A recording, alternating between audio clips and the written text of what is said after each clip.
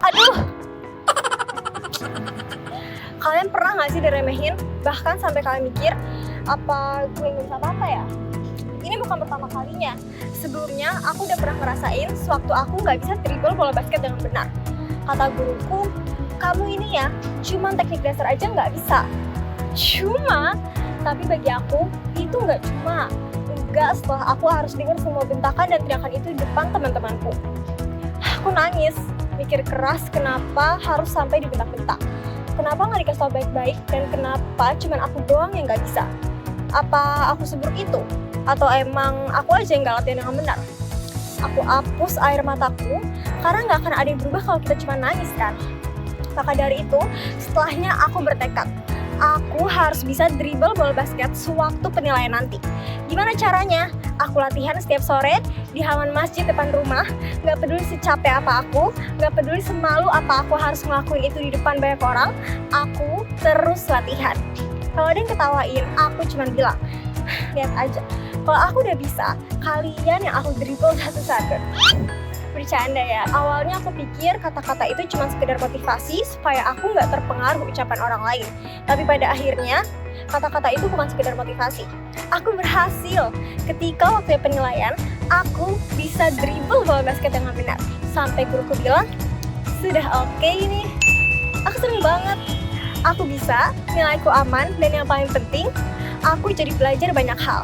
Gak cuma tentang bola basket, tapi juga tentang gimana hasil itu nggak datang secara instan. Sekarang setiap aku lihat bola basket, aku nggak cuma ingat olahraga, tapi aku juga ingat kisah ini. Itu memang bukan nilai tertinggi yang pernah aku dapetin, tapi itu adalah nilai yang paling berarti yang pernah ada dalam hidupku. Nah, kamu jangan merasa paling tersakiti deh. Aku juga pernah kok ngerasain itu sampai aku bisa jadi sehebat sekarang. Bulan Agustus kemarin, aku dan 5 temanku mutusin buat naik Gunung Gede. Nah, di sana kami melakukan persiapan selama 1 bulan. Mulai dari fisik hingga logistik. Seperti alat kemah, alat masak, jas hujan, dan sleeping bag untuk dipakai di sana. Banyak banget kan? Nah, pagi-paginya itu cerah banget, nggak ada masalah sama sekali. Dan kita memutuskan untuk langsung mulai mendaki. Lihat kanan ada orang, oi mas, lihat kiri ada orang, oi mbak. Wah pokoknya seru banget deh. Banyak ketemu dengan pendaki-pendaki yang lainnya. Tapi keseruan itu nggak berlangsung lama. Sore hari pun tiba. Hujan turun tanpa permisi. Wah kami kehujanan habis. Kami langsung pakai jas hujan. Tapi jas hujan kami tembus dan ujung-ujungnya malah semuanya jadi basah. Wah udah keprank. Pagi yang cerah, hujan yang deras, jas hujan yang tembus, dan badan semuanya jadi basah. Hancur deh pokoknya. Nah, akhirnya kami memutuskan untuk menghangatkan tubuh, bangun tenda, makan, dan ganti baju sewaktu hujan reda. Habis itu pulang deh. Enggak lah, bercanda. Kami semuanya tidur. Besok paginya, walaupun tubuh masih lelah dan kedinginan, kami memutuskan untuk melanjutkan perjalanan ke puncak. Sampai pada akhirnya kami sampai mencapai puncak Gunung Gede. Semua rasa lelah terbayarkan dengan pemandangan yang ada di atas awan.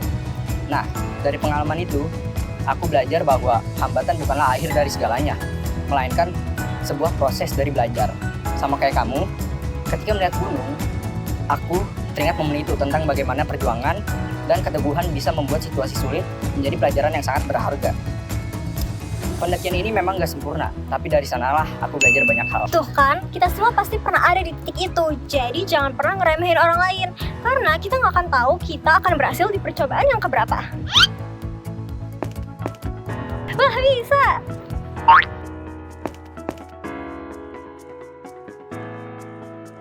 Nah, makanya kita jangan pernah kepikiran kalau ada orang yang udah selangkah lebih maju dari kita. Dan jangan pernah kepikiran kalau rintangan yang kamu hadapi itu berat. Yang perlu kamu tahu, proses setiap orang itu berbeda-beda. Nggak ada yang langsung bisa, nggak ada yang langsung sukses. Ada yang harus jatuh, dan ada juga yang harus tertunda. Tapi, kalau kamu terus mencoba, kamu bisa dapetin hasil yang sebanding. Yang penting, kamu harus berani mulai. Kayak kata kami senior, Tak perlu tunggu hebat untuk berani memulai apa yang kau impikan. Hanya perlu memulai untuk menjadi hebat, raih yang kau impikan.